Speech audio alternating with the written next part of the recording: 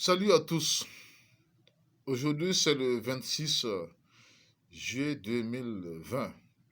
Merci Seigneur Jésus-Christ pour ce dimanche que nous accorde de pouvoir parler autour de ta parole.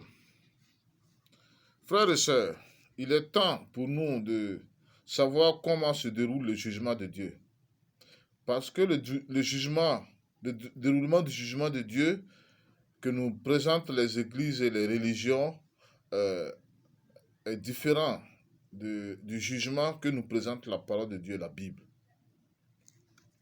L'Église catholique parle de la croix de Jésus, mais elle nous fait croire qu'au dernier jour, tout catholique qui a encore le péché en lui devrait passer, purger sa peine pour le péché au purgatoire.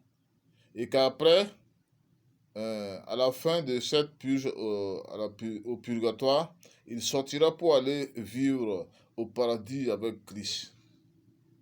Quant aux églises protestantes, elles font généralement croire que Jésus-Christ viendra enlever secrètement son église et qu'après cela, Jésus-Christ devrait venir régner pendant 1000 ans sur terre et que ce sera au cours de ces 1000 ans qu'il va juger le monde.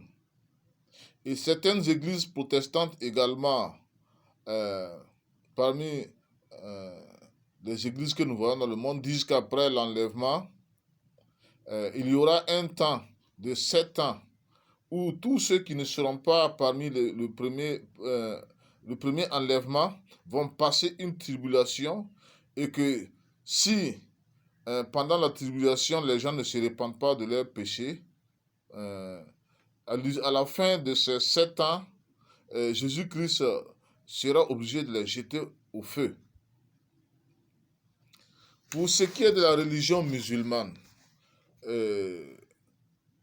l'islam et d'autres religions, leurs membres pensent qu'au dernier jour, Dieu s'assiera sur un siège devant tout le monde avec une sorte d'unité de mesure comme une balance.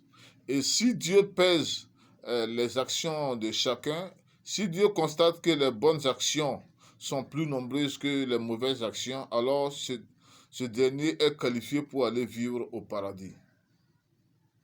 Quant aux témoins de Jéhovah, eux, ils pensent qu'il n'y aura pas de jugement.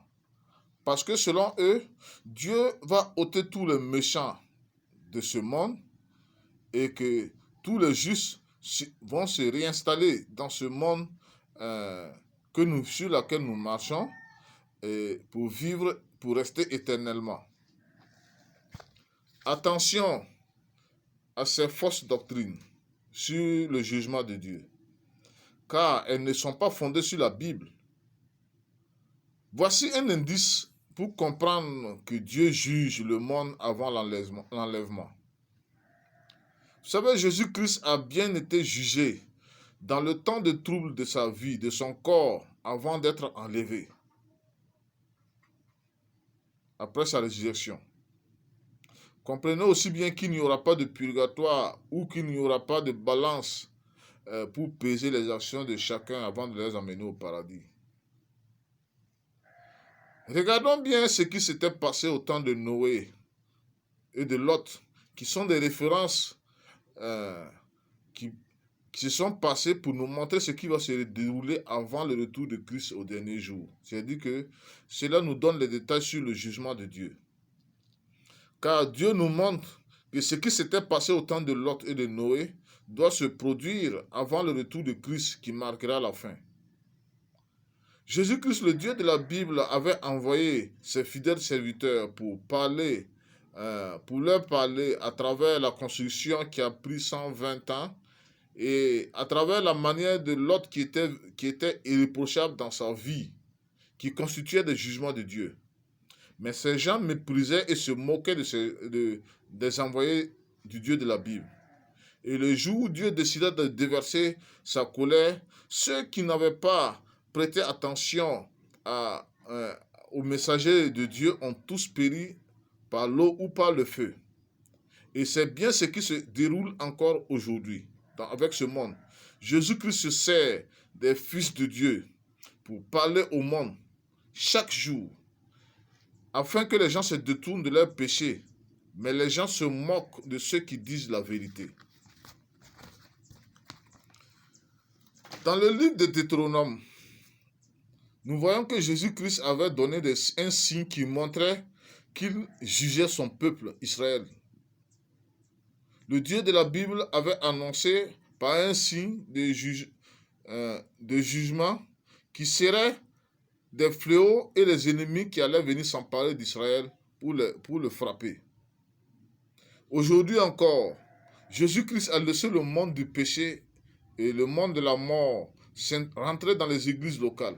Et c'est ainsi que ceux qui sont fidèles aux Écritures ne seront plus acceptés au sein des églises. Parce que les dirigeants des églises locales verront les fidèles de Christ comme des gens qui les jugent. Quand ces gens se mettront à dénoncer leurs péchés aux yeux du monde. C'est une vérité. Aujourd'hui, la vérité qui sort de la bouche des fils de Dieu et la manière de vivre irréprochable des fils de Dieu constitue le juge de ce monde. Et ceux qui ne se repentiront pas de leurs péchés, ce sera trop tard pour eux au jour où Christ reviendra pour enlever son Église.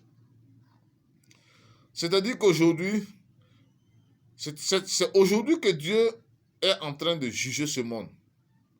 Ainsi, au dernier jour, ceux qui ne seront pas enlevés sont des gens qui avaient été jugés et ils finiront dans la honte éternelle. Je vous dis que ceux qui écoutent la vérité aujourd'hui sont en train de passer devant le trône de jugement de Christ par son esprit qui juge leur cœur.